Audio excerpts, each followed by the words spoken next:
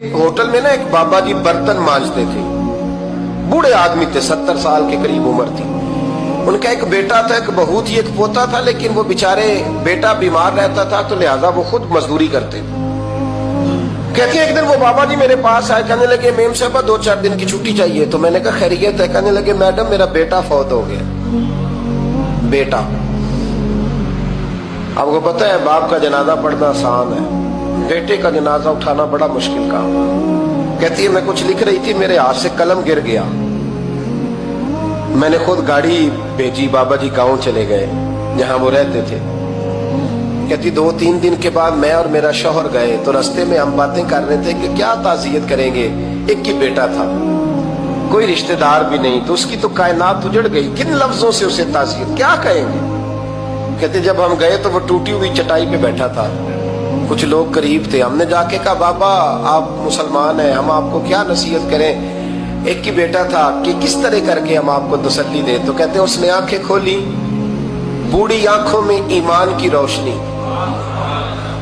कहने लगा बीबी क्या ताज़ियत की बात करती हो, मैंने को पैसे जमा करा के बेटा लिया था, खुदा ने फजल से दिया था, अदल से ले गया है, मैं अपने रब के फैसलों में बड़ा राजी हूं। अल्लाहु अकबर।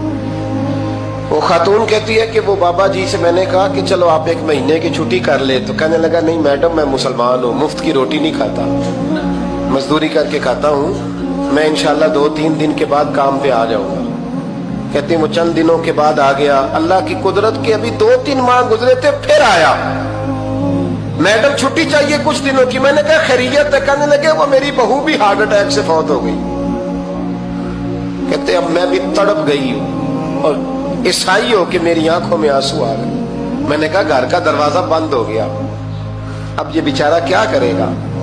वो अपने शौहर के गम में हार्ट अटैक से फौत हो गई।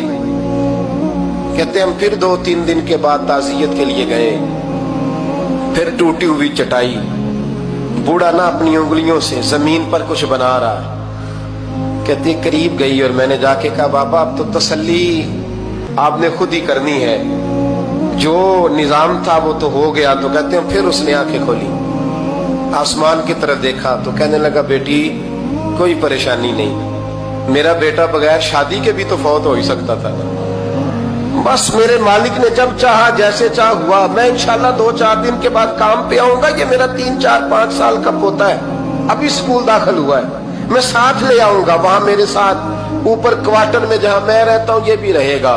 कभी कभी मैं देखती छत पे खड़े होके कि दादा घोड़ा बना हुआ है और पोता सवारी कर रहा है, वो सवेरे उठता उसको स्कूल छोड़ के आता, शाम को लेके आता, प्यार करता, मोहब्बत करता। तीसरी मंजिल पर हमने क्वार्टर दिया हुआ था, वहां दादा पोता रहते। अल्लाह तो बड़ा बेनियाज है। कहती है इकबाल एक दिन ना पोता ऊपर वाली मंजिल पे खेल रहा था, उसका पैर फिसला, वो गर्दन के बल जमीन पे गिरा, मुझे खबर हुई तो मैं दौड़ी, एम्बुलेंस मंगाई, खून से लिथड़े हुए उस बच्चे को दादे ने अपनी गोद में रखा। और जब हम अस्पताल की तरफ गए तो हॉस्पिटल बाद में आया, जनाबे इजराइल पहले आ गए और कहते वो गोद में दम तोड़ गया। फिर दादे ने उसे अपने हाथों से गुस्ल दिया, फिर उसने अपने बूढ़े हाथों से कब्र खोदी और फिर मिट्टी डाल के कहने लगा इन्ना लिल्लाहि व इन्ना इलैहि राजिऊन, जे सोना ही मेरे दुख विच राजी, जे सोना ही मेरे दुख विच राजी। फिर सुख नु चुल्ले डावा। कहते वो मिट्टी डाली उसने और जब वो वापस पलटा तो मैं बाजू से थाम के होटल करीब लाई और मैंने उसके करीब कहा कि बाबा तू टूट गया है, तू बिखर गया है। तो कहते हैं यूं उसने हाथ रखे और यूं आंसू छटक दिए। कहने लगा मैडम क्यों क्यों, मेरे अंदर कोई अकीदा नहीं, मैं कोई लवारस हूं, मेरा कोई रब नहीं, मैं क्यों परेशान रहूंगा, मैं तो पका हुआ फल हूं, थोड़े दिन गुजरेंगे कब्र में जाऊंगा और जब जन्नत में जाऊंगा तो अल्लाह मेरी बेटे से भी मुलाकात कराएगा, मेरे पोते से भी मुलाकात कराएगा, मेरा रब सारी मुलाकातें करा देगा, मैं अपने अल्लाह की रजा में बड़ा राजी हूं। वो खातून कहती है मेरा और मेरे शौहर का कलेजा फटने लगा। मैंने कहा बाबा ये जज्बा कहां से मिलता है, ये सुकून कहां से आता है। یہ کیفیت کیسے ملتی ہے؟ مجھے کہنے لگا تو نے لینی ہے؟